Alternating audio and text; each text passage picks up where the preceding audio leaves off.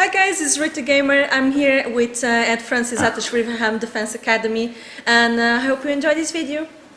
Brilliant. If not, I'll be mindful of this. Oh wow.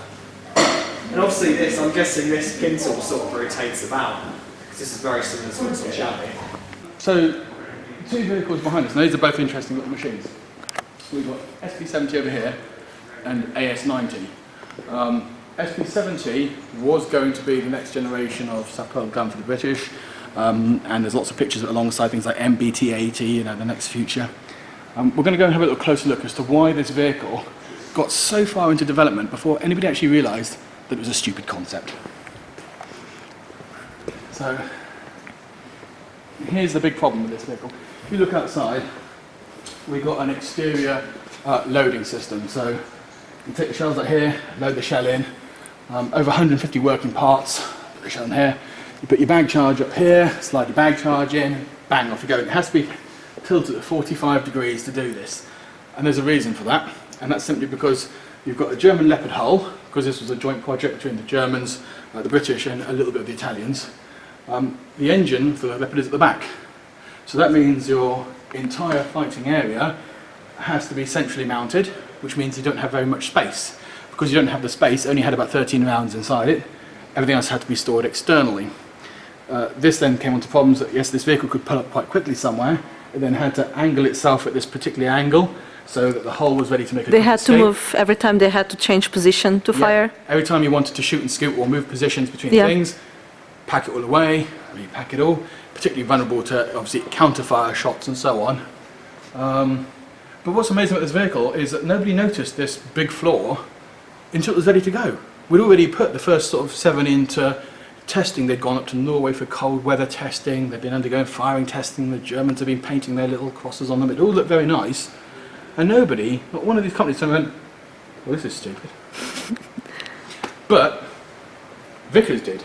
And you might think, well, that's a bit devious. I mean, surely Vickers are helping build it. Well, they are, but Vickers are devious. So Vickers knew ahead of time that this was going to fail. They'd already figured out why it was going to fail. So rather than turning around to the government and saying, oh, isn't it a bit irresponsible that we're wasting British taxpayers' money building this crap, they instead used some of that money to start building AS-90. Build their own, yep. Knowing only too well in advance that this would probably fail, and they could use some of that money to build AS-90. Now, AS-90, on paper, is quite a good machine. It's loved by some, hated by many. It's got the same 155mm gun. And what we're going to do is we're going to have a look around the back in a moment with Rita. I mean, you'll see the difference in space, how much space you get in this compared to the little tiny SP70 internal space. But if you have a look inside here, it's very, very spacious. You can fit 6 crew in here. You've got 2 loaders, you've got your gun and everything. It's much easier to pass ammunition in and out.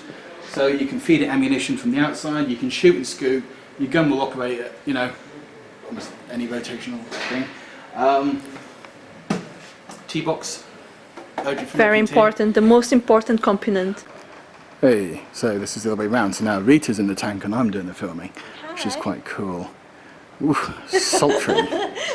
Sultry indeed. I mean, you look like one of the Italians that probably helped design this, so that's kind of good. Wow. Which is nice, you know, considering you're actually Spanish.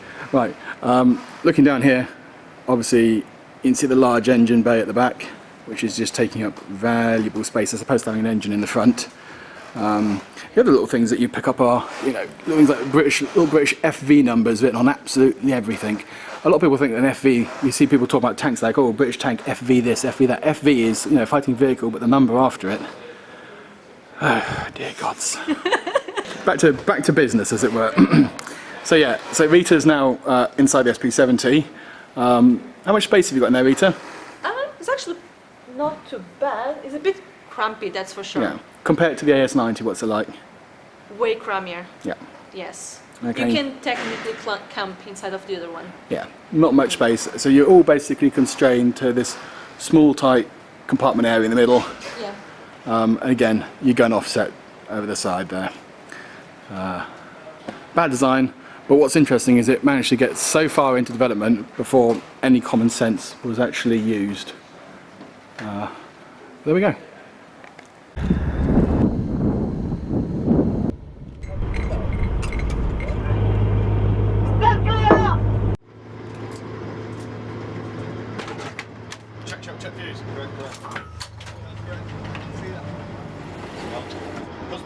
Describe the AS-90 in one word. Beast.